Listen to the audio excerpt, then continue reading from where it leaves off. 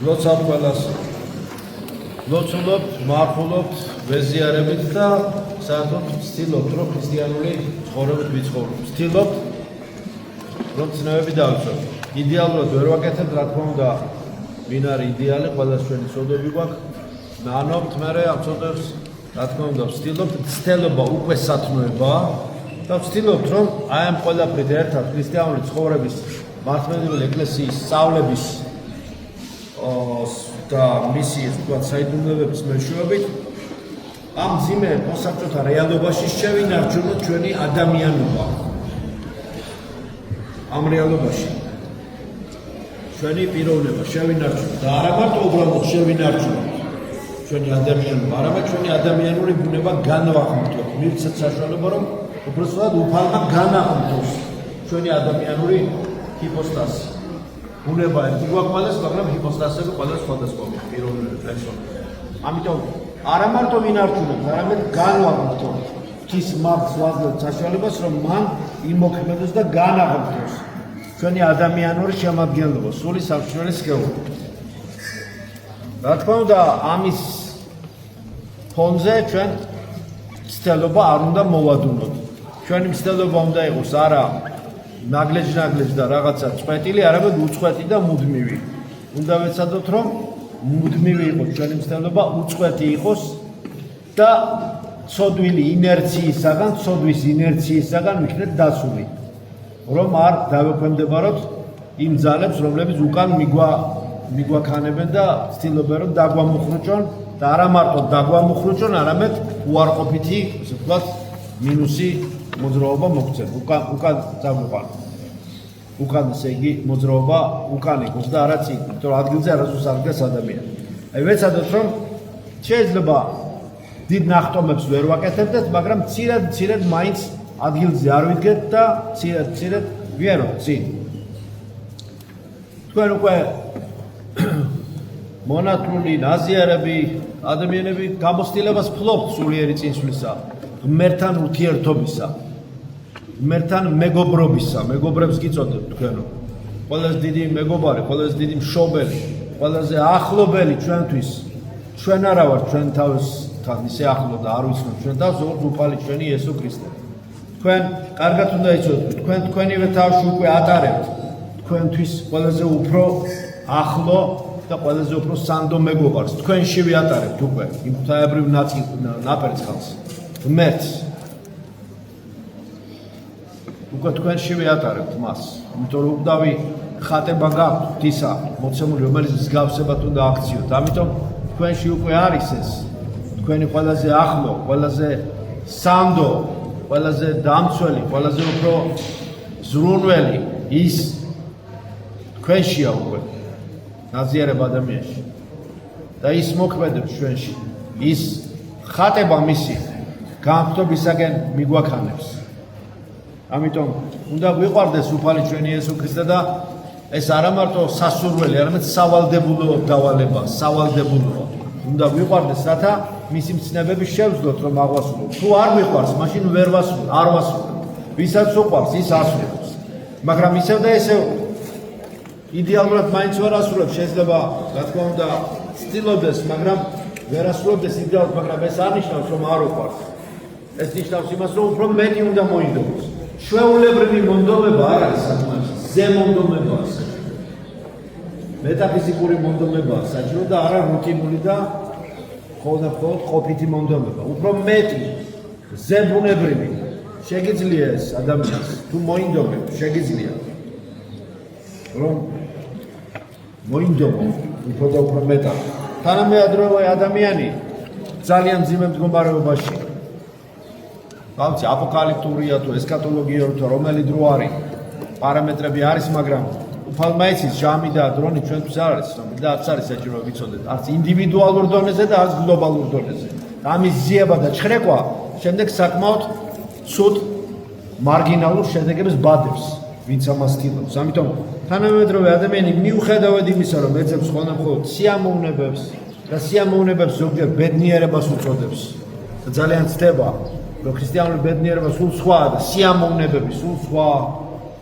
ეძებს ბედნიერებას, მაგრამ ცოდნის გარეშე უცოდინარი და იგნორამუსი ადამიანი ვერასდროს ვერ იქნება ბედნიერი, იმიტომ რომ თავარი არის ის. ღვთაებრივი გამოცხადება არის ის. მისი თავარი აქსიომები არის ის სულიერი. არც ის იცის რა არის მისის ჯვარი, მისი მისტიკური ამოცანა, დავალება და თუ ეს არ იცი სიამოვნებებს აყოლილი, რომელსაც ბედნიერებას უძახი და ბედნიერებას უძახი და ცოდნაც არ აქვს, მაშინ თლაც უნდა ყოფილა შენი საქმე. ამიტომ ბედნიერება არ მოდის ღვთაებრივი ცოდნის გარეშე. მაგრამ ის, რასაც ცოდნას უძახიან, ახსოვთ ხშირად რაღაც და უძახიან ვიციო.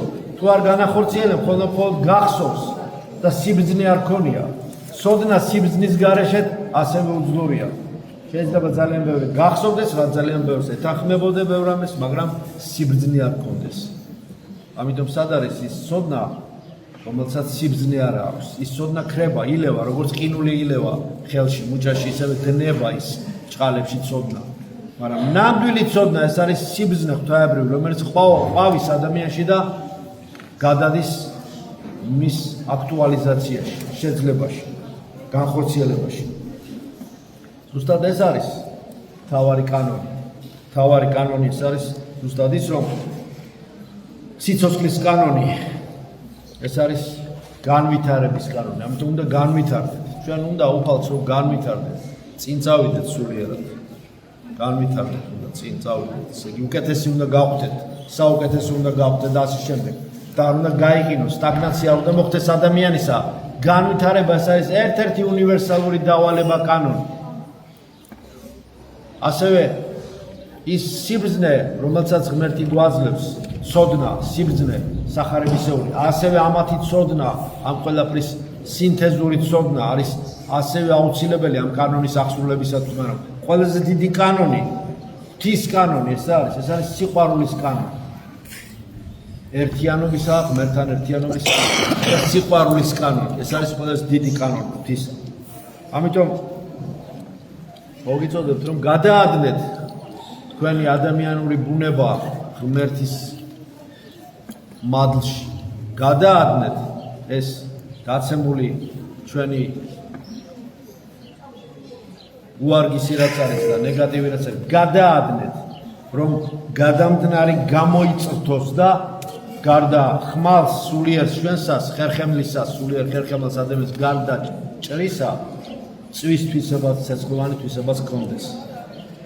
ყველაფერი ამას ემსახურება, მაგრამ ამისათვის საჭიროა დიდი სიყვარული, შენდობა, პატიება, მიტევება, ყველასა მოძულე და მოღალატეს და მტერს რა გამოლებს, მაგრამ უნდა ვეცადოთ, რომ შინაგანად არ დავემონოთ ამ ცოდვას და არ გავხდეთ ამ დაკნინებული ცოდვისა და ღალატის მონები და მანიპულაციაში არ ვიყოთ, არ მანიპულირდეთ.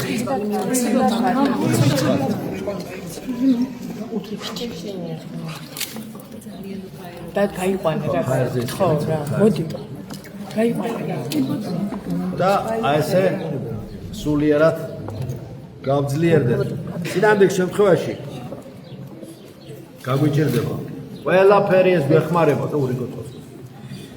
რიტუალი ყველაფერი კარგია, გვაკურთხებს, წინგვწევს, მაგრამ რიტუალი შეაკურთხებს ადამიანს, მაგრამ ადამიანს ღვთაებრივი მადლი აკურთხებს და განსმენს.